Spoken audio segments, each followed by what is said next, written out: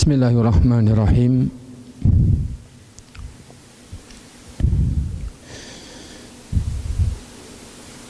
Alhamdulillahi rabbil alamin. Wa bihi nasta'inu ala umurid dunya wa umurid din. Wa nusalli wa nusallimu ala nabiyyina wa habibina Muhammadin wa ala alihi wa ashabihi ajma'in wa man ittaba'a hudahum bi ihsanin ila yaumiddin. Amma ba'du, fala hawla wala quwwata illa billahil aliyyil azim. Yaqulullahu azza wa jalla: Ya ayyuhalladzina amanu taqullaha haqqa tuqatih wa la tamutunna illa wa antum muslimun. Amma ba'du maratan tsaniyah, fa inna asdaqal hadithi kitabullah wa khairal huda huda Muhammadin sallallahu alaihi wasallam wa syarrul umuri muhdatsatuha fa inna kulla muhdatsatin bid'ah wa kulla bid'atin dhalalah wa kulla dhalalatin finnar. Masyiral muslimin wal muslimat, para bapak dan para ibu, para ikhwan dan para akhwat, para hadirin, para hadirat, para jamaah sekalian rahimakumullah. Tidak lupa kepada segenap para pendengar dan para pemirsa dimanapun berada, semoga Allah Azza wa Jalla senantiasa limpahkan hidayah dan taufik buat kita semua. Amin. Pengajian kita pada duha hari ini insyaallah ta'ala melanjutkan pembahasan kitab Al-Kabair yang disusun oleh Al-Imam Az-Zahabi Asy-Syafi'i rahimallahu ta'ala. Dan kita sudah pada pembahasan dosa-dosa besar yang ke-48 dari yang disebutkan oleh Al-Hafidz atau Al-Imam Az-Zahabi rahimallahu ta'ala dalam kitab Al-Kabair ini.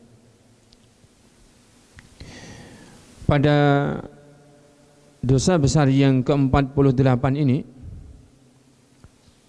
Al-Imam Az-Zahabi rahimahullah ta'ala mengatakan Al-Kabiratu As-Saminatu wal Arba'un, dosa besar yang ke-48. At-taswiru fi siyabi wal hitani wal hajari wad darahimi wasairil asya'i sawa'un kanat min syuma'in aw ajinin aw hadidin aw nuhasin aw sufin aw ghairi dhalika wal amru bi itlafiha. Kata Al-Imam Az-Zahabi rahimahullah ta'ala menyebutkan dosa yang ke-48 di antara dosa-dosa besar adalah at-taswir. At-taswir di sini meliputi menggambar, meliputi memahat, atau yang semisalnya, yaitu membuat bentuk rupa.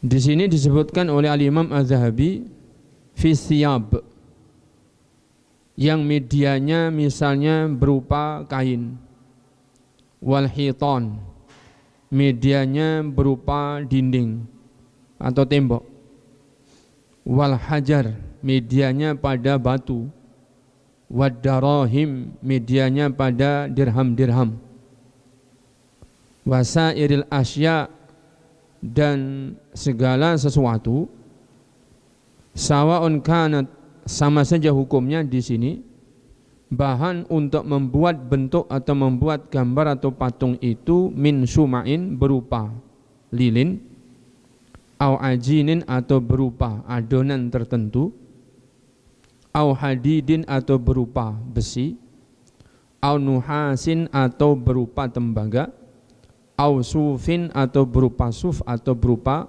kain wol, au ghairi dzalika atau yang selain itu. Ini sama saja maknanya, hukumnya adalah dosa besar. Membuat bentuk rupa berupa gambar atau hasil seni pahat dan yang semisalnya. Wal amru bi itlafiha. Dan di sini nanti juga akan disebutkan perintah untuk merusaknya. Bahwa syariat ini memerintahkan untuk merusak bentuk-bentuk rupa tersebut. Para bapak, para ibu, para jamaah sekalian yang dirahmati Allah Subhanahu wa taala. Dan yang sangat disayangkan, masalah gambar, masalah bentuk rupa, baik yang 2 dimensi maupun yang 3 dimensi, ini layaknya adalah perkara yang mewabah. Sehingga para ulama pun di masa-masa kita sekarang ini mengategorikan ini termasuk mimma ya'umu bihi balwa, termasuk perkara yang Masya Allah begitu umumnya adanya masalah itu di kalangan semua manusia. Para bapak, para ibu yang dirahmati Allah, hampir-hampir di semua apa yang kita dapati, di situ ada media, kita mendapati di situ ada gambar. Di mana ada media, di situ ada bentuk rupa. Bahkan yang termasuk perkara yang tidak bisa lagi dipungkiri bahwa alat atau sarana untuk membuat bentuk rupa itu sudah sedemikian mudahnya. Bahkan sudah sedemikian canggihnya. Bahkan hampir semua orang memilikinya. Ini perkara yang menjadikan kita ingat betapa pentingnya pembahasan tentang masalah ini. Bukan berarti kalau belum seperti saat ini kondisinya berarti pembahasan ini tidak penting, bukan. Kita katakan lebih penting lagi pembahasannya di saat seperti ini. Berarti begitu mendesaknya penjelasan tentang masalah membuat bentuk rupa ini di masa-masa sekarang ini. Para bapak, para ibu yang dirahmati Allah Subhanahu wa taala, termasuk juga media-media yang ada. Di berbagai media kita mendapati. Di kain, hampir semua yang kita dapati di pasar maupun di toko dan sebagainya, di mana ada media berupa kain, maka di situ ada bentuk rupa yang dibuat. Kemudian bahkan di kertas-kertas kalau sekarang ini, di plastik-plastik banner dan semisalnya,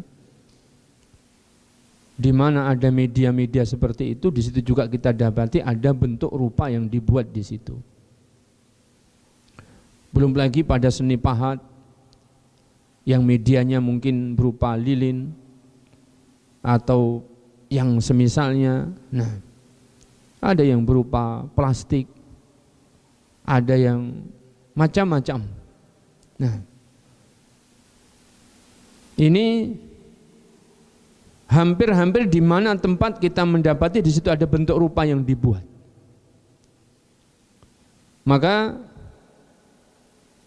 seperti yang tadi kita sebutkan, pembahasan tentang masalah ini begitu mendesak, begitu pentingnya untuk disampaikan kepada umat supaya mereka tidak terjatuh pada dosa besar, yaitu dosa membentuk buat rupa ini atau membuat bentuk rupa ini, dan supaya bisa menjauhkan keburukan-keburukan yang mungkin timbul dari adanya bentuk rupa tersebut. Para bapak, para ibu yang dirahmati Allah Subhanahu wa taala, apa bahayanya dibuatnya bentuk rupa itu. Kita ingat dahulu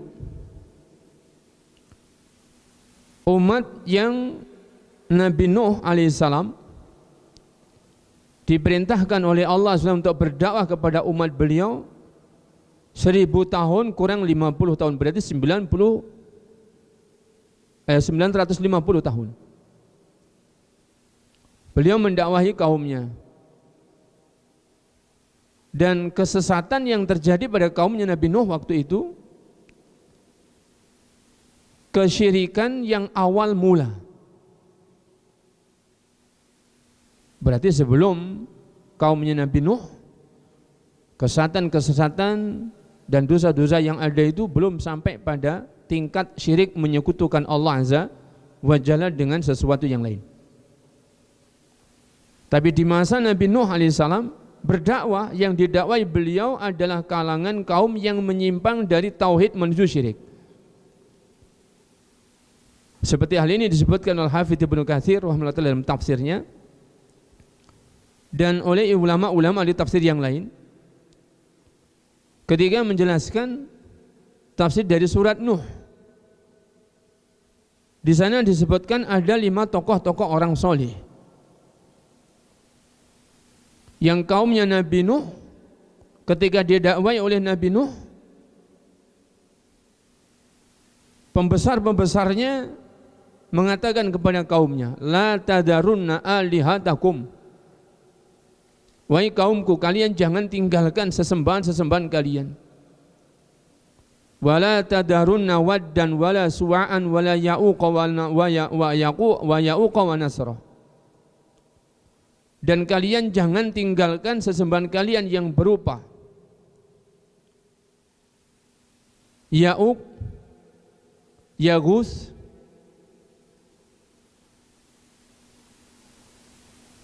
Wad, kemudian Nasr.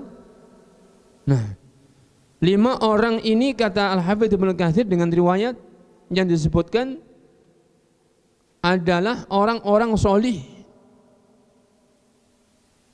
yang ahli ibadah, yang bertauhid. Allah Azza wa Jalla menguji kaum yang ada waktu itu mencintai dan berlebihan cintanya, kemudian sehingga kecintaan mereka yang berlebih tadi itu sampai pada taraf gulu ekstrim, sehingga oleh Allah diuji mereka itu.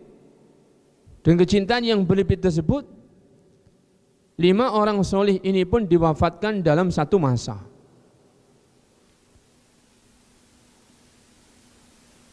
Ketika 5 orang solih ini diwafatkan dalam satu masa, maka benar-benar menjadi ujian yang berat bagi kaum ini. Karena kecintaan mereka, loyalitas mereka, bagaimana mereka menjadikan 5 orang soleh sebagai teladan waktu itu, diwafatkan oleh Allah dalam satu masa. Sehingga terbukalah pintu setan. Setan pun membisikkan kepada mereka agar mereka membuat bentuk rupa.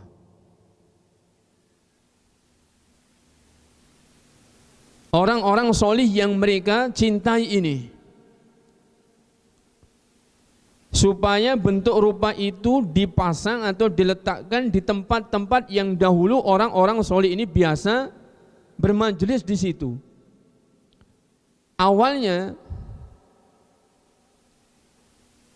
supaya bisa dikenang dan diingat, sehingga ketika kaumnya ini melihat dan memandang pada bentuk rupa yang dibuat itu pun kembali semangat, tidak berputus asa, kembali semangat beribadah kepada Allah, bukan beribadah kepada bentuk rupa yang dibuat dari 5 orang soleh ini, bukan, tapi supaya tetap semangat beribadah kepada Allah dengan melihat bentuk rupa orang-orang soleh ini.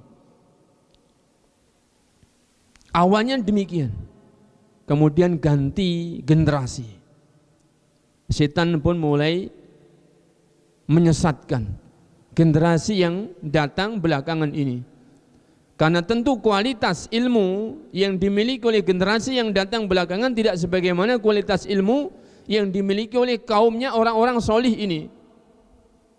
Kalau kaumnya orang-orang solih ini bertauhid, mereka masih memiliki ilmu tentang apa itu tauhid, bagaimana bertauhid, beribadah hanya kepada Allah dan seterusnya. Sampai akhirnya datang generasi yang tak lagi mereka itu mantap ilmunya. Tidak lagi mereka itu mau mementingkan ilmu. Bagi mereka, karena melihat suatu kaum melakukan amalan tertentu, maka mereka pun ikut melakukan amal tertentu tersebut. Tidak lagi mereka peduli dengan pentingnya ilmu, sehingga berangsur-angsur dengan kurangnya ilmu yang ada dari generasi ke generasi, setan pun memasuki lewat pintu ini, lewat kejahilan ini. Dibisikkan bahwa dahulu pendahulu kalian apabila ada hajat tertentu dalam masa paceklik misalnya, mereka datang ke bentuk rupa ini, meminta kepada bentuk rupa ini supaya mereka dilancarkan rezekinya, supaya mereka diangkat dari musibah berupa paceklik dan semisalnya. Fa'ubidu min dunillah, maka saat itulah bentuk rupa ini yang tadinya hanya untuk mengenang, yang tadinya hanya untuk mengembalikan semangat, akhirnya diibadai dari selain Allah. Begitu tahapan-tahapan bagaimana setan menyesatkan manusia dari jalan tauhid. Di awal terjadinya syirik pada umat yang akhirnya Allah mengutus Nabi Nuh untuk mengembalikan akidah mereka yang menyimpang ini menjadi lurus, yaitu kembali kepada akidah tauhid. Nah, inilah para bapak, para ibu yang dirahmati Allah SWT, bahayanya bentuk rupa itu. Bahayanya adanya bentuk rupa tidak sekedar bahaya bagi yang membuat bentuk rupa, tetapi bisa menjatuhkan umat pada syirik, bahkan syirik akbar, yang itu tentunya sangat berbahaya. Para bapak, para ibu yang dirahmati Allah Subhanahu wa ta'ala,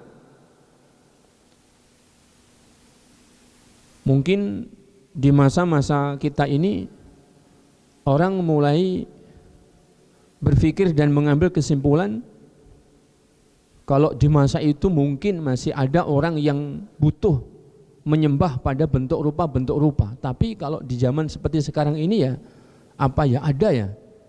Kira-kira sudah tidak ada orang yang butuh untuk beribadah kepada bentuk rupa seperti itu.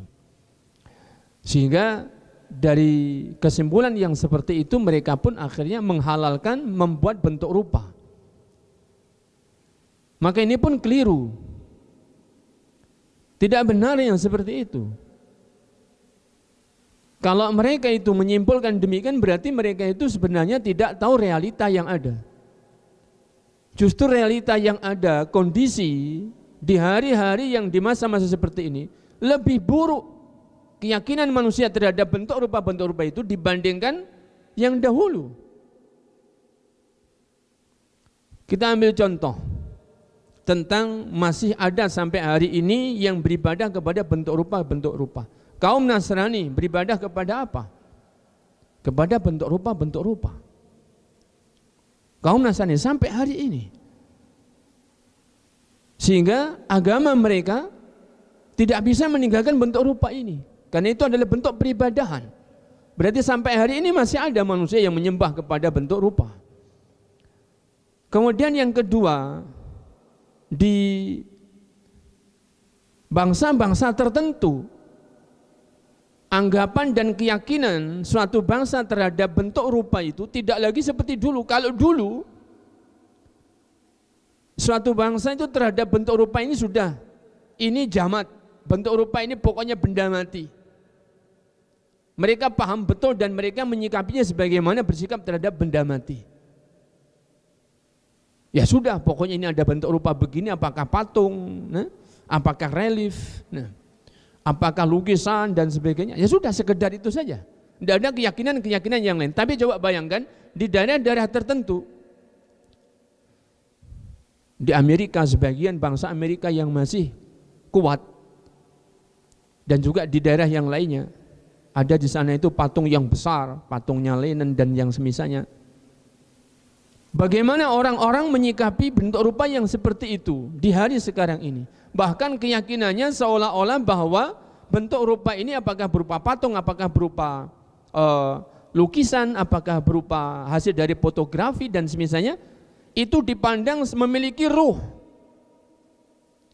Diyakini memiliki ruh. Jadi orang yang lewat harus hormat. Orang yang lewat harus hormat. Yang mereka mengenakan penutup kepala, dibuka tutup kepalanya, kemudian memberi hormat dengan membungkukkan badan dan semisalnya. Diyakini bahwa begitulah cara menghormatinya, dan yang dihormati juga akan memberikan sikap menerima penghormatan tersebut. Ini keyakinan yang jauh lebih buruk. Dipandangnya bahwa bentuk rupa benda mati itu bersifat ruhi, memiliki ruh. Maka tentunya ini lebih buruk, lebih berbahaya keyakinan seperti ini. Dan itu ternyata ada sampai di zaman modern seperti ini. Sehingga kalau dikatakan sudah enggak bahaya lagi lah kalau adanya bentuk rupa itu, karena siapa atau yang akan beribadah atau yang menyembah pada bentuk rupa itu enggak bisa diterima. Karena kenyataannya sampai hari ini masih ada, dan bahkan keyakinannya jauh lebih berbahaya. Para bapak, para ibu yang dirahmati Allah Subhanahu wa taala, oleh karenanya tetap relevan apa yang diperintahkan oleh syariat, yang secara khusus di dalam hadis nanti kita akan sebutkan, Nabi SAW yang memerintahkan agar tidak ada bentuk rupa itu kecuali dirusak. Makanya di sini Al-Imam Az-Zahabi menyebutkan, termasuk penjelasan yang akan disampaikan dalam bab ini pada dosa besar yang ke-48 ini adalah wal amru bi itlafiha. Perintah syariat untuk merusak bentuk rupa yang ada. Ini tidak lain tidak bukan adalah sadud dzari'ah, membendung dan mengunci, menutup rapat celah-celah menuju kerusakan yang akan terjadi. Termasuk di antara kerusakan yang sangat besar yang terjadi dari adanya bentuk rupa itu adalah menyekutukan Allah Azza wa Jalla dengan yang lain. Para bapak, para ibu yang dirahmati Allah Subhanahu wa taala, Al-Imam Az-Zahabi rahimahullah taala menyebutkan di antara pendalilan yang menunjukkan bahwa membuat bentuk rupa, saya masih menyebutkan membuat bentuk rupa karena nanti akan ada pembahasannya. Seperti tadi sudah saya sebutkan dalam mukaddimah tadi, itu membuat bentuk rupa itu bisa berupa dua dimensi, yaitu lukisan, bisa berupa relief yang semi 3 dimensi, bahkan bisa yang 3 dimensi secara sempurna, yaitu patung-patung dan yang semisalnya. Itu semuanya masuk pada bab membuat bentuk rupa. Kemudian yang cara lebih modern lagi adalah gambar yang itu merupakan hasil daripada apa? Fotografi. Itu juga termasuk apa? Bentuk rupa, wujud daripada bentuk rupa yang ada. Para bapak, para ibu yang dirahmati Allah Subhanahu wa taala, dan membuat bentuk rupa termasuk dosa besar berdasarkan firman Allah Tabaraka wa taala yang disebutkan dalam surat Al-Ahzab ayat nomor 57. Qala Allah taala innal ladzina yu'dzuna Allah wa rasulahu la'anahumullahu fid dunya wal akhirah wa'adda lahum 'adzaban muhina. Sesungguhnya orang-orang yang menyakiti Allah dan menyakiti Rasulnya, yang mengganggu Allah dan mengganggu Rasulnya, Allah Azza wa Jalla melaknat mereka di dunia dan di akhirat, dan Allah Azza wa Jalla sediakan bagi mereka azab yang menghinakan. Qala Ikrimah menyebutkan hum alladzina yasna'una as-suwara.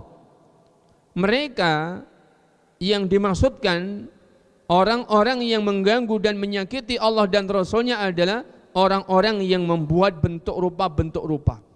Yasna'una as-suwara. Orang-orang yang melukis, orang-orang yang memahat, orang-orang yang mematung dan yang semisalnya. Wa an ibni Umar, dan riwayat dari Abdullah ibn Umar disebutkan bahwasanya qala Rasulullah sallallahu alaihi wasallam, innal ladzina yasna'una as-suwara yu'adzabuna yaumal qiyamati yuqalu lahum ahyu ma khalaqtum. Mukharrajun fi sahihain. Juga didalilkan dengan hadisnya Abdullah ibn Umar radhiyallahu taala anhuma, di mana Rasulullah SAW bersabda, sesungguhnya orang-orang yang membuat bentuk rupa, mereka akan diazab kelak di hari kiamat. Dikatakan kepada mereka, hidupkan apa yang telah kalian ciptakan ini. Hadis ini dikeluarkan dalam kitab sahih yang dua, yaitu Sahih Bukhari dan Sahih Muslim. Juga berdasarkan hadisnya Aisyah, dikatakan oleh Al-Imam Az-Zahabi, wa an Aisyah radhiyallahu taala anha qalat qadima Rasulullah sallallahu alaihi wasallam min safarin. Waktu itu Rasulullah SAW itu datang dari safar, dan aku sudah menyembunyikan satu dari satir yang ada di rumahku, yang menjadikan rumahku ada partisinya, yang membatasi partisinya rumah Aisyah radhiyallahu taala anha. Fihi tamathilun, yang di situ ada gambar-gambar yang serupa dengan makhluk-makhluk hidup. Berarti memang ada lukisannya makhluk hidup. Falamma ra'ahu Rasulullah, maka tatkala beliau Rasul itu melihatnya, talawwana wajhuhu, maka berubah warna raut wajah beliau sallallahu alaihi wasallam. Wa qala, seraya beliau bersabda, ya Aisyah, asyaddun nasi azaban yaumal qiyamati alladzina yudahiuna bi khalqillahi azza wa jalla. Ketahuilah wahai Aisyah, sesungguhnya di antara manusia ini yang paling keras siksaannya nanti dari kiamat adalah orang-orang yang membuat penyerupaan di dalam penciptaan Allah azza wa jalla. Orang-orang yang membuat sesuatu menyerupai apa yang Allah azza wa jalla ciptakan. Itu orang-orang yang paling keras siksanya nanti di hari kiamat. Qalat Aisyah, maka Aisyah pun kemudian menimpali, faqata'tuhu, lantas aku pun potong satir itu tadi. Faja'altu minhu wisadatain, kemudian dari dari potongan-potongan satir tadi itu aku jadikan dua bantalnya Nabi sallallahu alaihi wasallam. Mukharrajun fi sahihain, ini juga diriwayatkan dalam dua kitab yang sahih, yaitu Sahih Bukhari dan Sahih Muslim. Para bapak, para ibu yang dirahmati Allah Subhanahu wa taala, dari ayat dan dari hadis atau dua riwayat yang telah disebutkan, yang diriwayatkan oleh Imam Bukhari dan Imam Muslim ini, disimpulkan tentang haramnya membuat bentuk rupa, yang secara khusus dalam hadis Aisyah jelas bahwa yang dimaksudkan bentuk rupa tidak sekedar yang tiga dimensi, yang berupa relief atau yang berupa patung semata. Maka ini adalah jawaban penjelasan terhadap sebagian kalangan yang memandang bahwa yang dimaksudkan dengan suwar atau dengan surah yang itu haram, yang itu tidak boleh, hanya sekedar yang tiga dimensi, yaitu relief minimalnya atau patung yang dimaksudkan. Adapun kalau gambar dua dimensi, medianya di kertas atau yang semisalnya, maka tidak mengapa. Ini salah paham tentang masalah ini, karena tentunya satirnya Aisyah yang dipasang Aisyah kemudian disembunyikan itu tentunya yang ada di situ bukan relief, juga bukan patung apalagi. Akan tetapi itu tentunya adalah gambar yang dua dimensi, karena medianya adalah kain sitar, kain yang membuat rumahnya Aisyah menjadi dua partisi. Maka ini tentu adalah gambar 2 dimensi saja, yang itu adalah berupa lukisan. Maka ini jelas, karena Nabi sudah menyebutkan di dalam hadis ini, ketika melihat apa yang disembunyikan oleh Aisyah itu, tetap Nabi mengatakan bahwa yang nanti akan diadab dengan adab yang paling keras di hari kiamat adalah orang-orang yang membuat penyerupaan terhadap penciptaan Allah Tabaraka wa Ta'ala ini, yaitu orang-orang yang membuat bentuk rupa padahal yang dimasukkan di dalam peristiwa itu adalah gambar 2 dimensi yang ada di sekitar rumahnya Aisyah radhiyallahu taala anha. Para bapak, para ibu yang dirahmati Allah Subhanahu wa taala, jadi jelas yang dimaksudkan dengan membuat bentuk rupa tidak sekedar berupa pahatan relief, apalagi hanya semata-mata patung, tidak, tetapi termasuk yang 2 dimensi berupa lukisan, berupa yang semisalnya. Para bapak, para ibu yang dirahmati Allah Subhanahu wa taala. Kemudian tentang bentuk rupa yang dimaksudkan, apakah setiap bentuk rupa, karena yang bisa dibuat bentuk rupanya itu tidak sekedar 1-2 jenis makhluk, tetapi juga banyak makhluk. Allah SWT menciptakan berbagai macam makhluk. Ada makhluk yang namanya manusia, ada makhluk yang namanya binatang-binatang, ada makhluk dari jenis pepohonan, ada makhluk dari jenis alam yang lain, alam bebatuan, alamnya air, kemudian alam yaitu berupa pemandangan-pemandangan luas. Ini semuanya juga makhluknya Allah Tabaraka wa Ta'ala. Yang mana yang dimaksudkan dari bentuk rupa yang diancam oleh Allah Azza wa Jalla, yang dilaknat oleh Allah Azza wa Jalla, yang termasuk orang-orang yang bakal mendapatkan siksaan yang paling keras nanti di hari kiamat. Maka para ulama menyebutkan sesuai dengan dalil-dalil yang ada, di antaranya hadisnya riwayat dari Abdullah bin Abbas radhiyallahu taala anhuma, qala, berkata Abdullah bin Abbas, sami'tu Rasulullah sallallahu alaihi wasallam yaqul, aku mendengar Rasulullah SAW bersabda, kullu musawwirin finnar yuj'alu lahu bi kulli suratin sawwaraha nafsun yu'adzabu fi nari jahannam. Setiap orang yang membentuk atau membuat bentuk rupa itu kelak akan dimasukkan ke dalam neraka, di mana akan dibuat untuk dia di setiap apa bentuk rupa yang dia buat itu tadi jiwanya atau nafsunya, yaitu rohnya. Yu'adzabu fi nari jahannam, yang dia kelak akan diazab di neraka jahanam dengannya. Para bapak, para ibu yang dirahmati Allah, di dalam hadis ini ada disebutkan yang bentuk rupa itu adalah bentuk rupa makhluk yang memiliki nafsu, memiliki jiwa.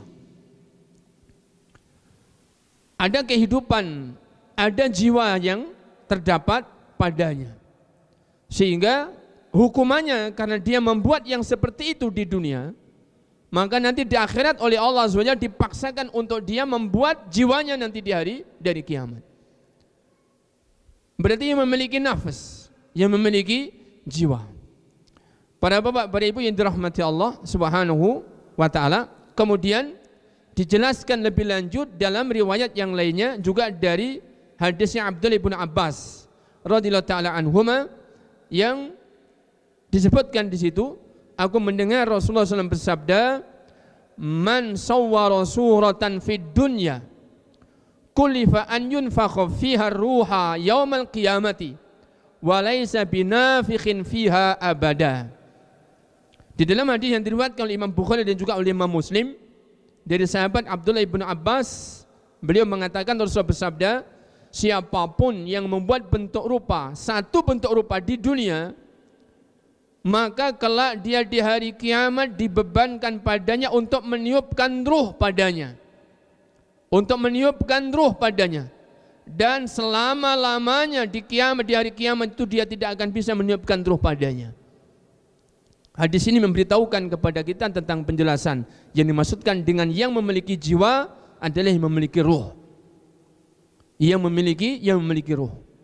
Para bapak, para ibu yang dirahmati Allah Subhanahu wa ta'ala, berarti ada yang kita pahami, yang memiliki ruh adalah manusia dan binatang-binatang. Binatang dengan berbagai macam dan jenisnya dan dengan varietas-varietasnya adalah makhluk Allah Azza wa Jalla yang memiliki jiwa, yang memiliki ruh. Para bapak, para ibu yang dirahmati Allah Subhanahu wa ta'ala, barang siapa berarti yang membuat bentuk rupa berupa bentuk rupanya manusia, miniaturnya manusia atau patungnya manusia, atau lukisan berupa lukisan manusia, atau binatang, membuat bentuk rupa binatang berupa patung atau relief ataukah berupa lukisan dan semisalnya, maka mereka itulah yang dimaksudkan di dalam ayat, yang dimaksudkan di dalam hadis yang telah disebutkan, yang mendapatkan siksaan yang paling keras nanti di hari kiamat.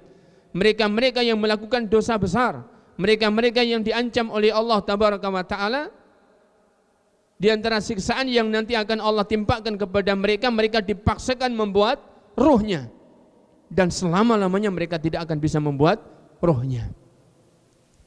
Para bapak, para ibu yang dirahmati Allah Subhanahu wa ta'ala, juga disebutkan masih dari hadisnya Abdullah bin Abbas radhiyallahu ta'ala anhuma yang dinukilkan oleh Imam Az-Zahabi, bahwasanya baginda Nabi SAW bersabda, yaqulullahu azza wa jalla, kala Allah SWT akan berfirman, wa man adlamu mimman dhahaba yakhluqu ka khalqi falyakhluqu habbatan aw liyakhluqu sya'iratan aw liyakhluqu dzurratan. Dan siapa lagi orangnya yang lebih aniaya dibandingkan orang yang dia memulai membuat seperti apa yang aku ciptakan. Sekiranya mereka hendak menciptakan, maka cobalah ciptakan habbatan, cobalah ciptakan satu biji saja, aw liyakhluqu sya'iratan, atau silakan ciptakan satu biji gandum saja, aw liyakhluqu dzurratan, atau silakan ciptakan satu saja biji jagung saja misalnya. Mukharrajun fi sahihain, ini dikeluarkan di dalam dua kitab sahih, yaitu Sahih Bukhari dan Sahih Muslim. Para bapak, para ibu yang dirahmati Allah Subhanahu wa taala, di sini disebutkan dalam hadisnya Abdullah bin Abbas yang menjelaskan keterangan dari hadis yang sebelumnya, bahwa yang dimaksudkan yang memiliki ruh adalah manusia dan binatang. Adapun yang memiliki ruh yang lainnya, pepohonan memiliki kehidupan karena dia juga tumbuh, dia juga berkembang dengan kehendaknya Allah Tabaraka wa Ta'ala secara takdir kauni. Tetapi meskipun dia tumbuh, mereka juga menjadi lebih besar, mereka juga berkembang dan semisalnya, itu tidak yang dimaksudkan dengan dalil hadisnya Abdullah bin Abbas ini, dengan dalil Abdullah bin Abbas yang disebutkan ini. Para bapak, para ibu yang dirahmati Allah, tentu ini menurut satu pemahaman terhadap hadis ini, karena hadis ini diperselisihkan oleh ulama tentang pemahamannya. Salah satu di antara pemahamannya berarti boleh, dan ini yang lebih benar, ya, ini yang lebih sahih tentang masalah ini, berarti boleh jika membuat atau membuat bentuk rupa selagi yang punya ruh itu bukan manusia, bukan binatang, tetapi seperti pepohonan, karena termasuk biji ini adalah termasuk bentuk rupa yang oleh Allah juga diberi ruh, ada kehidupan, bukan ruh, diberi kehidupan, bisa tumbuh, bisa kembang, tetapi kenyataannya dibolehkan. Kalaulah mereka itu ingin membuat, maka silahkan membuat biji, seolah-olah diperintahkan kalau mereka terpaksa harus membuat, terpaksa harus menggambar, terpaksa harus itu membuat bentuk rupa. Nah, dibolehkan membentuk rupa, membuat biji misalnya dari bahannya batu, atau membuat biji dari bahannya kayu misalnya, atau membuat biji jagung misalnya dan sebagainya. Ini demikian dipahaminya seperti itu, dan ini wallahu alam yang lebih benar tentang masalah ini. Dan juga pendapat yang kuat yang lainnya tentang masalah hadis ini bukan dibolehkannya membuat biji, membuat yaitu biji gandum, membuat biji jagung, tidak, tetapi ini juga ancaman. Ini juga ancaman. Orang yang paling aniaya, orang yang paling zalim adalah orang yang mereka memulai membuat seperti yang Allah ciptakan. Kenapa mereka dikatakan paling aniaya? Bagaimana mereka tidak aniaya? Membuat bentuk rupa berupa patung manusia, membuat bentuk rupa berupa lukisan manusia, membuat bentuk rupa berupa patungnya binatang, atau membuat bentuk rupa berupa lukisan binatang. Seolah-olah mereka mau atau ingin menciptakan binatang. Mampukah mereka itu menciptakan binatang? Sedangkan mereka tidak mampu menciptakan satu biji saja. Mereka tidak mampu menciptakan satu biji jagung saja.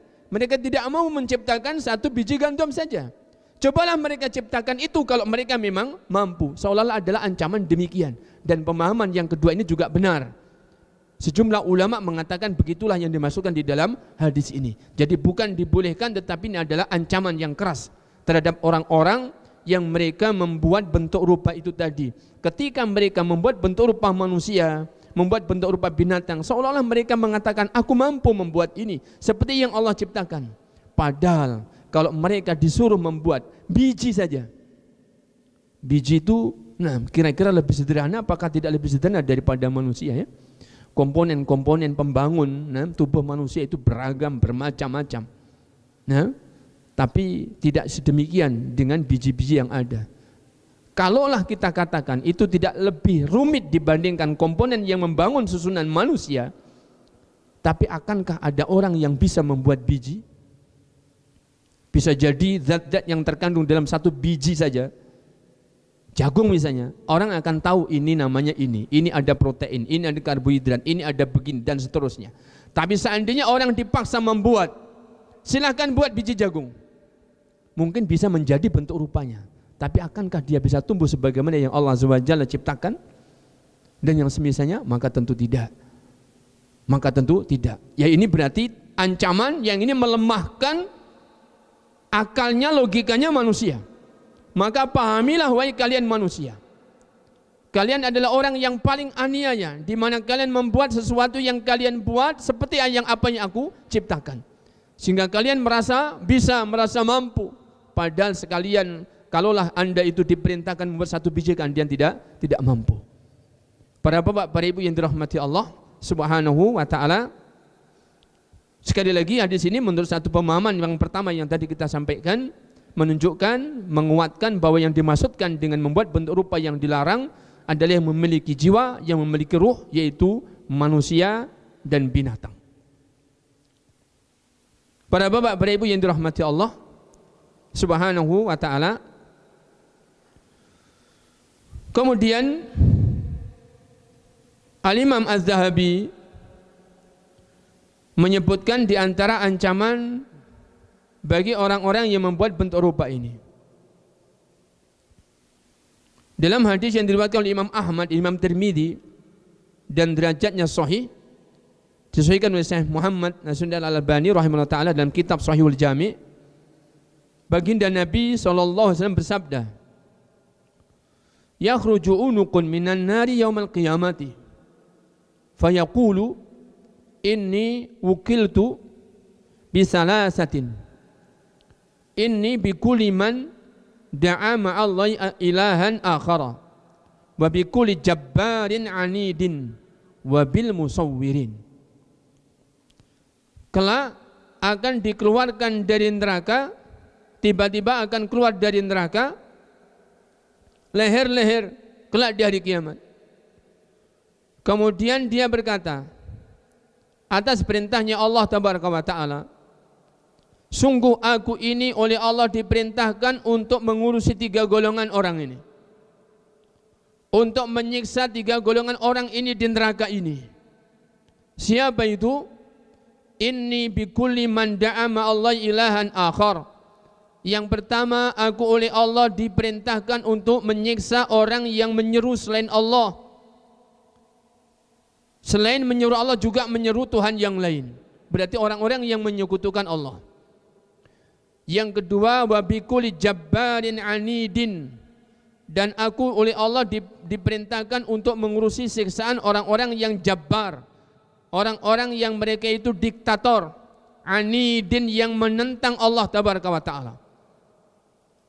Yang ketiga, wabil musawwirin, aku diperintahkan oleh Allah Azza wa Jalla untuk mengurusi siksaan orang-orang yang membuat bentuk rupa. Para bapak, para ibu yang dirahmati Allah SWT, ada 3 golongan manusia yang disebutkan dalam hadis ini, di mana oleh Allah kelak akan diperintahkan di neraka itu ada yang bertugas secara khusus menyiksa 3 golongan orang ini. Kalau kita mengkaji lebih lanjut seperti dijelaskan oleh para ulama, 3 golongan orang ini karena mereka adalah menyerupai apa yang Allah SWT perbuat. menyerupai perbuatan Allah yaitu menciptakan, merupai perbuatan Allah yaitu jabbarun yang memaksa makhluknya, yang menyerupai perbuatan Allah SWT yaitu dipertuhankan. Maka barang siapa yang melakukan 3 perkara ini berarti melakukan perkara yang dosa besar. Para bapak, para ibu yang dirahmati Allah, sehingga sejumlah ulama ketika membahas tentang hukumnya dosa besar membuat bentuk rupa berupa membuat patung atau membuat lukisan itu, karena dia ini termasuk berbuat syirik, dia telah menyerupakan dirinya dengan Allah tabaraka wa ta'ala, sehingga azabnya adalah azab yang paling keras. Seperti tadi disebutkan dalam hadis, inna asyaddan nasi azaban yaumal qiyamati al-musawwirin. Sesungguhnya orang yang paling keras siksaannya nanti di hari kiamat adalah orang-orang yang membuat bentuk rupa, penggambar, pematung, pemahat dan yang semisalnya, yang membuat bentuk rupa manusia atau membuat bentuk rupa binatang. Ini yang paling keras siksaannya. Coba dipahami bahwa Allah memberikan siksaan paling keras. Bagaimana orang yang diberi siksaan paling keras kalau bukan melakukan dosa besar yang sangat besar? Bagaimana orang diberikan siksaan yang paling dahsyat kalau bukan orang yang juga melakukan dosa yang sangat besar? Maka sejumlah ulama menyebutkan ini dikategorikan bentuk dosa-dosa yang mendekati kekufuran, nah, atau justru yang telah merupakan perbuatan yang mendekati syirik akbar. Bagaimana tidak? Karena mendapatkan siksaan yang paling besar. Ternyata di dalam hadis yang terakhir yang kita baca ini, orang-orang yang membuat bentuk rupa itu disepadankan dengan orang yang menyekutukan Allah. Betul-betul menyekutukan Allah, menjadikan ada selain Allah sebagai Tuhan yang diserunya. Kemudian disepadankan juga oleh orang yang berbuat kepada manusia, kepada sesama, layaknya perbuatan Allah kepada makhluknya. Jabbar, berbuat apa yang Allah kehendaki kepada makhluk, maka itulah yang terjadi pada makhluk. Dalam bahasa kita, diktator terhadap orang. Tidak harus dia itu penguasa kepada rakyat, tetapi atasan kepada bawahan siapapun. Nah, suami kepada istri. Nah, layaknya istrinya adalah budaknya, sehingga disakitinya, kemudian dibegituin dan seterusnya. Layaknya orang tua kepada anak, sama. Layaknya majikan kepada bawahan atau kepada suruhan. Nah, layaknya yaitu tuan kepada budak-budaknya. Diperlakukan sebagaimana Allah SWT memperlakukan hukuman kepada makhluknya. Maka ini apa? Menyekutukan Allah dalam bab berbuat, dalam bab rububiyah, menyekutukan Allah dalam bab rububiyahnya.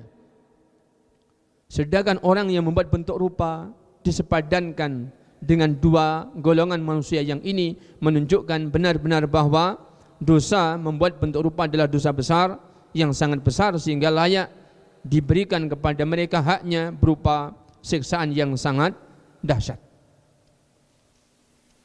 Para bapak, para ibu yang dirahmati Allah Subhanahu wa ta'ala. Kemudian Syekh Muhammad bin Shalih Al-Utsaimin rahimahullah ta'ala menyebutkan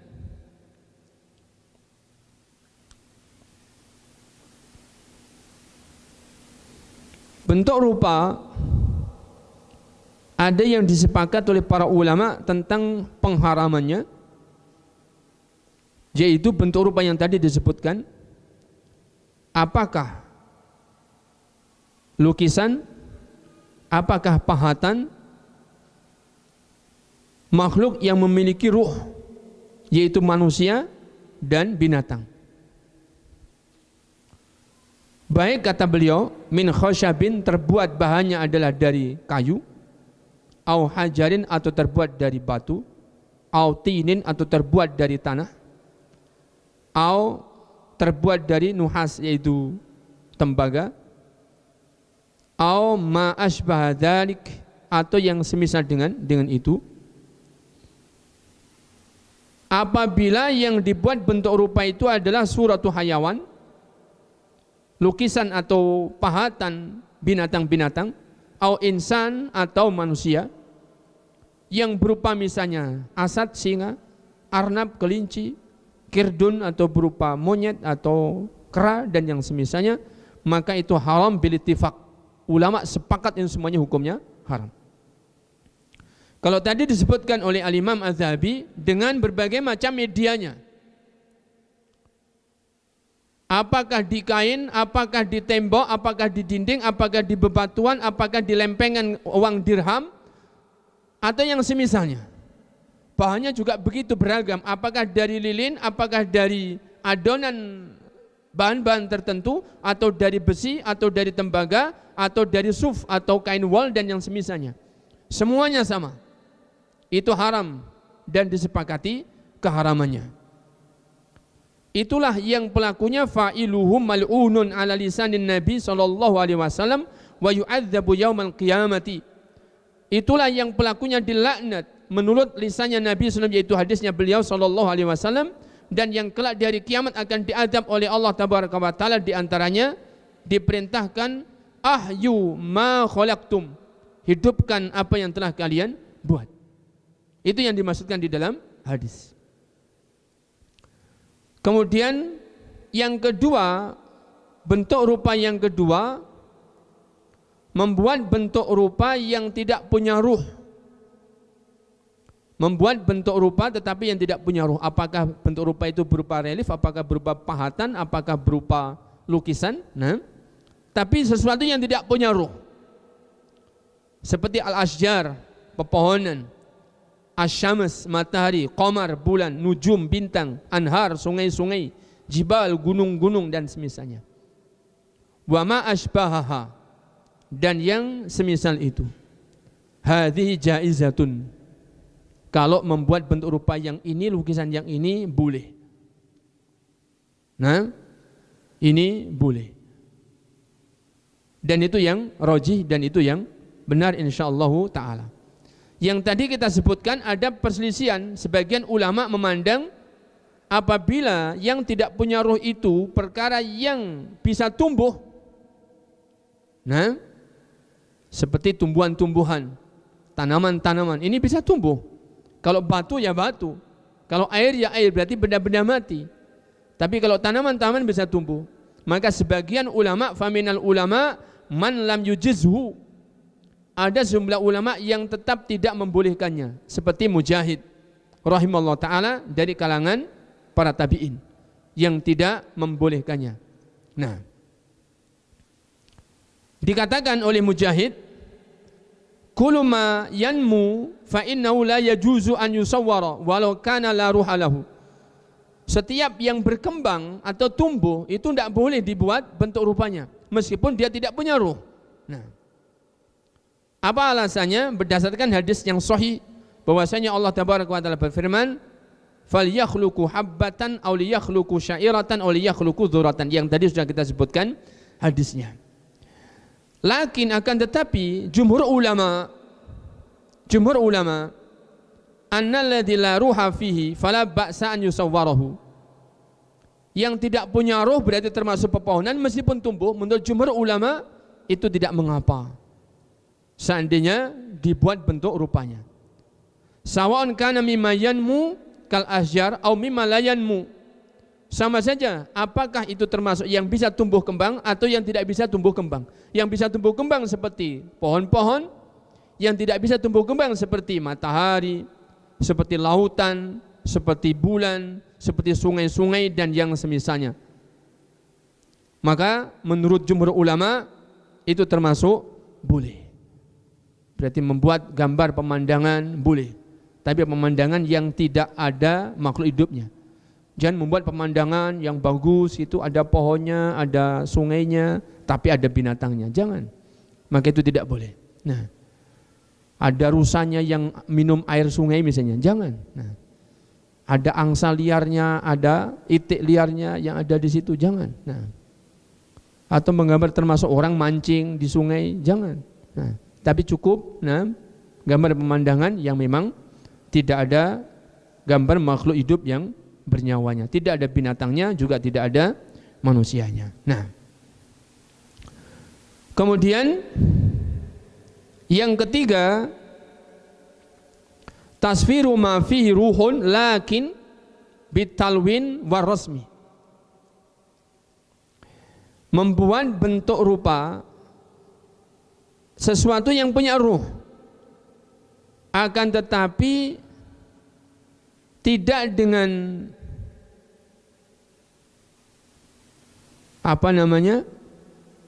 melukis dengan tangan. Nah, fahadza qad ikhtalafa fil ulama. Maka ini para ulama berselisih tentang masalah ini. Innahu jaizun, sebagian ulama mengatakan itu boleh.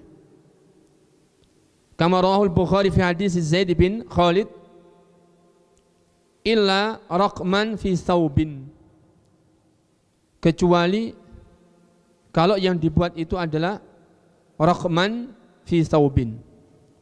Apa itu ar-raqmu? Karena ar-raqmu itu la tumathilu ma khalaqallahu azza wa jalla. Inna ma khalaqallahu azza wa jalla jisma malmus. Karena kalau sekedar dua dimensi berarti hanya lukisan yang tidak teraba. Dalam bahasa kita apa berarti? Jadi kalau sekarang ini cetak ya, dicetak. Jadi kalau diraba itu tidak bisa. Tapi ada gambarnya di situ. Permainan warna berarti cetak. Nah, kenapa itu kok boleh? Sebagiannya mengatakan karena itu tidak bisa diraba. Kalau diraba tidak bisa. Berbeda dengan lukisan. Kalau lukisan masih bisa diraba. Wa amma hadza fa wa mujarradu raqmin wa talwinin fayajuzu walau bil yad. Maka ini sebagian ulama mengatakan sekedar yaitu permainan warna ditangkap dan dipantulkan di situ, maka ini boleh meskipun dilakukan dengan tangan. Nah, ini sebagian ulama mengatakan begitu. Walakin jumhurul ulama, akan tetapi jumhur ulama ala annahu la yajuz, tetap saja itu tidak boleh. Tetap saja itu tidak boleh menurut jumhur ulama. Wa huwa sahih, dan ini pendapat yang benar tentang masalah ini. Kenapa?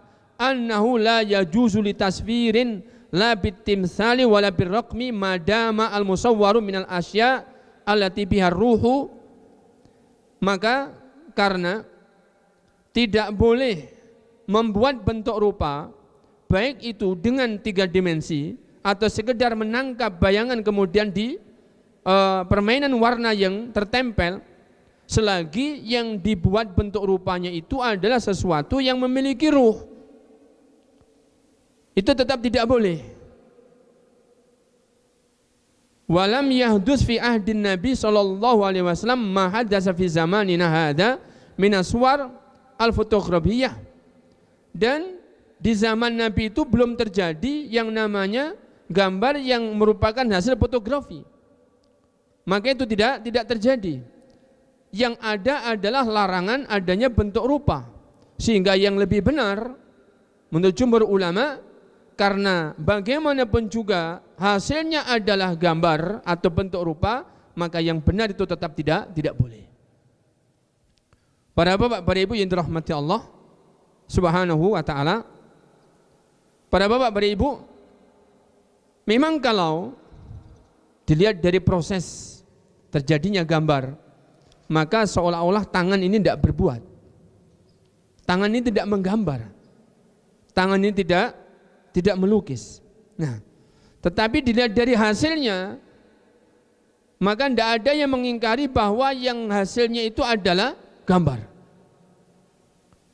Dilihat, ditinjau dari sisi manapun, maka yang tertangkap dalam media-media yang ada itu tadi adalah gambar.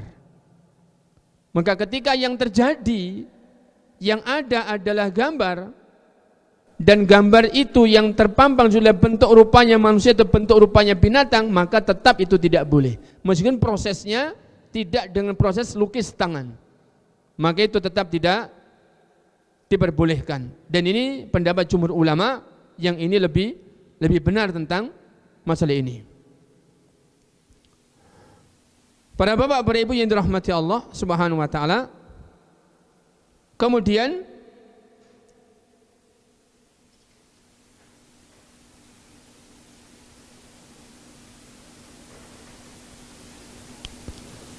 bagaimana jika yang dibuat itu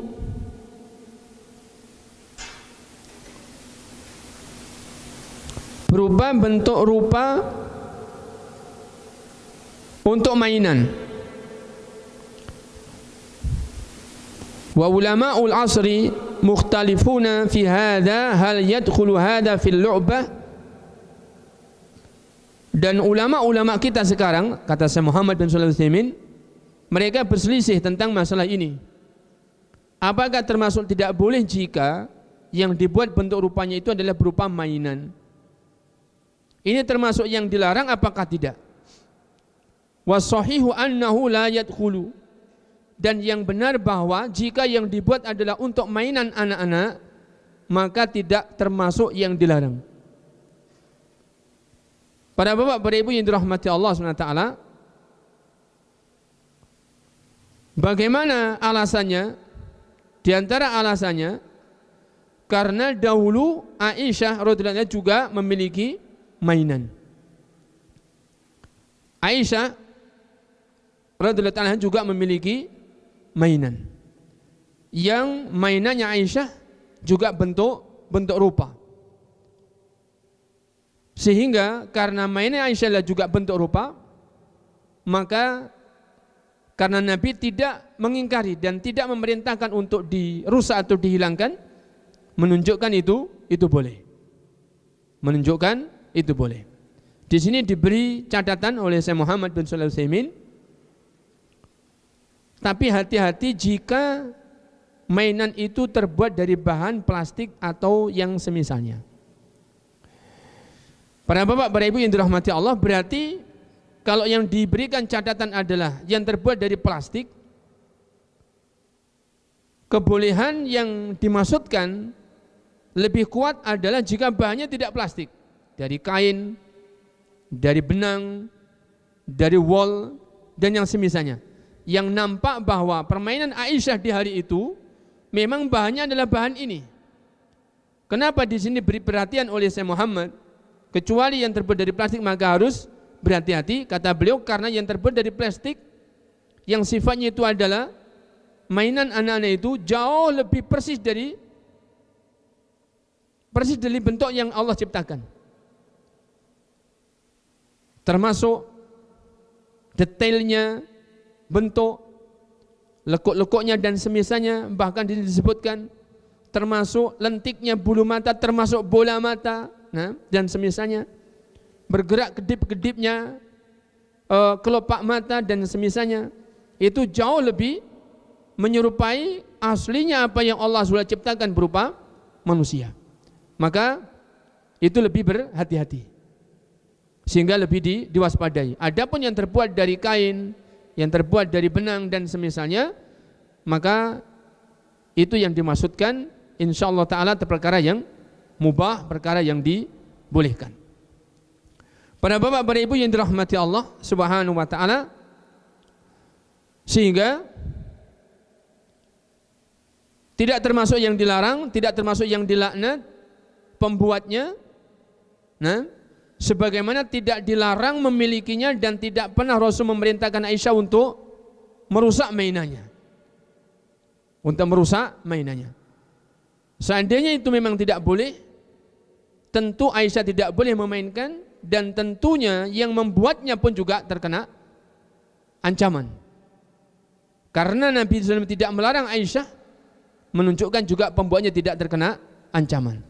Sehingga apabila hasilnya itu dilarang, maka itu proses menghasilkannya juga dilarang, yang melakukan proses yaitu produksi juga dilarang.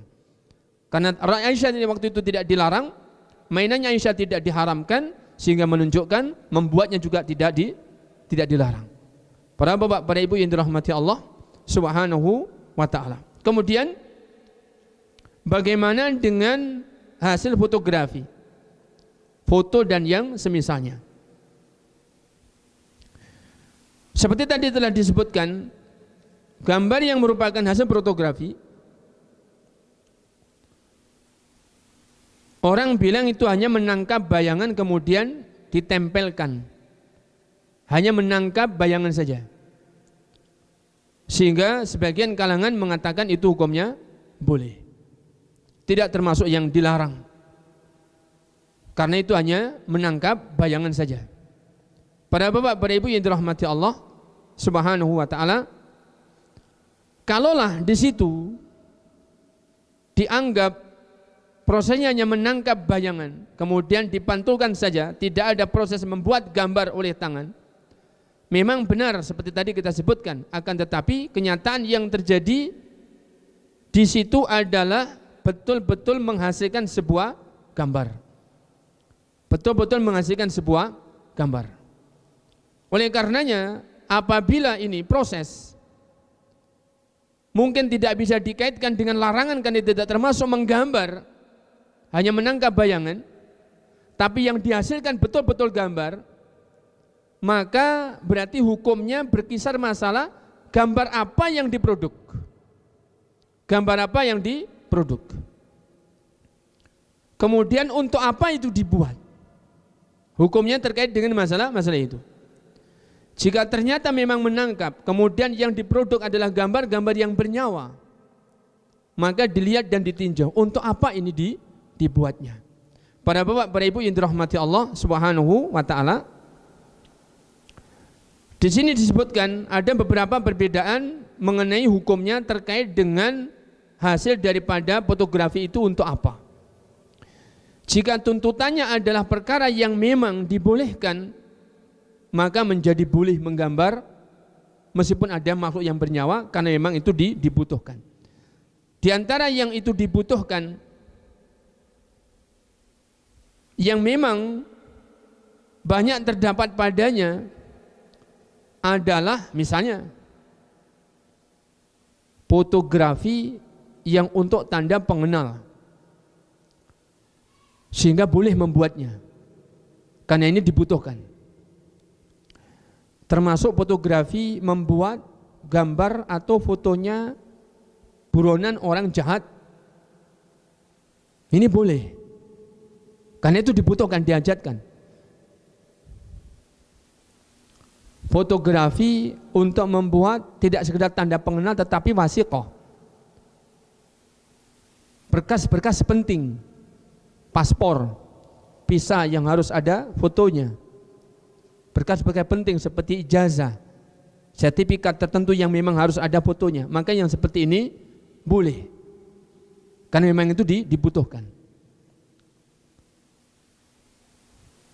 Tanda pengenal tidak sekedar tanda pengenal. Bahkan di sini disebutkan bagaimana dengan di mata uang. Mata uang itu butuh tidak dengan gambar itu.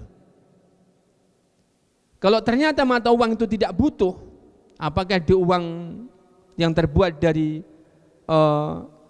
emas yaitu dinar, apakah uang yang terbuat dari perak yaitu dirham, apakah uang-uang sekarang, uang-uang kartal, uang-uang kertas ini, apakah aslinya uang-uang itu membutuhkan gambar apakah tidak? Jawabannya gimana? Tidak. Tidak butuh gambar.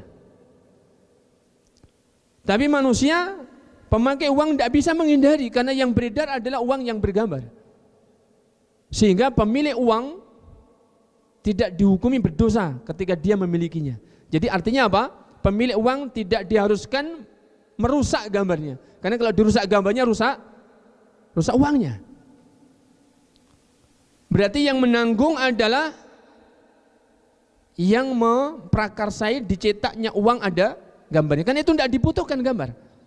Tidak dibutuhkan gambar. Maka apabila ditinjau dari sisi hasil gambarnya, kalau itu hasil gambarnya adalah gambar makhluk hidup, maka dilihat tinjauannya yang mana yang dibolehkan, mana yang tidak, diantaranya adalah seperti itu.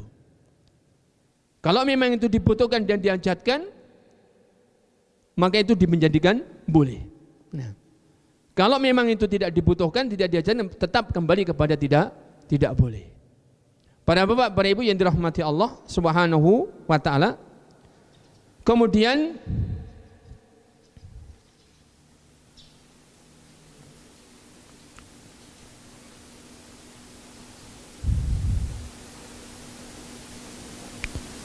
Bagaimana apabila ada gambar, bagaimana apabila ada patung yang dimiliki?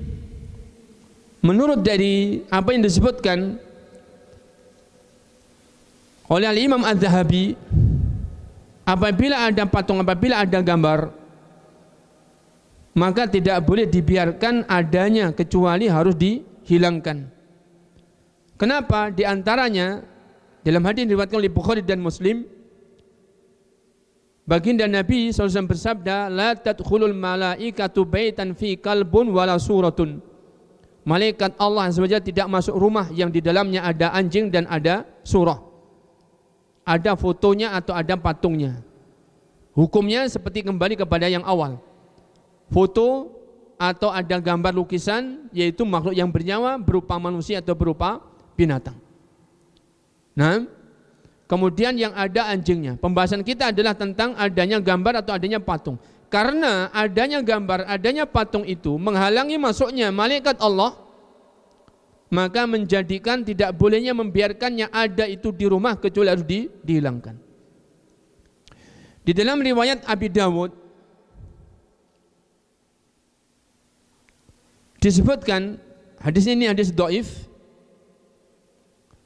la tadkhulul malaikatu baitan fi kalbun wala suratun wala junubun, karena ada tambahan wala junubun. Dan riwayatnya ini adalah riwayat yang dhaif. Tetapi dari riwayat yang pertama, sesuai dengan hadisnya Imam Bukhari dan Imam Muslim, ada asalnya, malaikat Allah tidak akan masuk ke dalam rumah yang di dalamnya ada anjing, yang di dalamnya ada patung atau ada gambarnya. Ini menunjukkan bahwa yang memiliki gambar, yang memiliki patung, maka menjadikan malaikat Allah SWT tidak akan masuk ke dalam rumah tersebut. Kemudian, wa amma suwaru fayakulu musawwarin fi dzawatil arwah min dzawatil arwah. Yang dimaksudkan dengan gambar di sini atau patung di sini adalah yang memiliki roh, seperti pembahasan pertama. Sawa'un kanat la askhasun muntasibatun, apakah itu gambarnya orang tertentu, tokoh tertentu yang terkemuka, au kanat manqusyatun fi saqfin, atau itu dipasang di misalnya di atap, nah, au jidarin, atau ditempelkan di dinding, au maudu'atun fi namtin, atau itu adalah yang diletakkan di permadani, au mansujatin fi thawbin au makanin, atau yang itu tersulam di kain dan semisalnya. Fa inna qadiyatal umum ta'ti alaihi falyajtanib. Keterangan tentang pengharaman gambar ini adanya di rumah itu secara umum, maka juga harus dijauhi pula secara umum. Apakah di dinding tidak boleh, apakah di kain, di gorden, maka tidak boleh. Banyak gorden yang mereka itu memiliki apa? Motif-motif binatang-binatang, biasanya burung, biasanya begitu. Nah, kuda poni misalnya begitu. Ada naga dan macam-macam, maka itu tidak diperbolehkan. Berdasarkan hadisnya Ali radhiyallahu anhu yang diriwayatkan oleh Imam Muslim dalam kitab sahihnya, Ali radhiyallahu anhu itu pernah diperintah oleh Nabi SAW, ala tada suratan illa tamastaha wala qabran musyarrafan illa sawaitaha. Jangan kamu tinggalkan wahai Ali, ada satu pun yaitu patung, kecuali kamu rusak. Tidak pula kuburan yang tinggi, kecuali kamu ratakan dengan tanah. Maka berdasarkan perintah ini pun, umat yang datang sekarang pun diperintahkan untuk merusak jika itu benda-benda tersebut ada di rumah. Para bapak, para ibu yang dirahmati Allah Subhanahu wa ta'ala, itu diantara pembahasan pada kali ini yang bisa kita sampaikan. Masuk pada pembahasan dosa besar yang ke-48, yaitu haramnya membuat bentuk rupa di berbagai media dengan berbagai bahan atau alatnya, yang semoga menjadi ilmu yang bermanfaat buat kita semuanya, dan semoga Allah SWT membimbing kita menuju apa yang diridainya. Allahumma amin. Demikian, wallahu ta'ala a'la wa a'lam, wa salawatullah wa salam ala nabiyyina wa habibina Muhammadin wa ala alihi wa sahbihi wa sallam, walhamdulillahi rabbil alamin.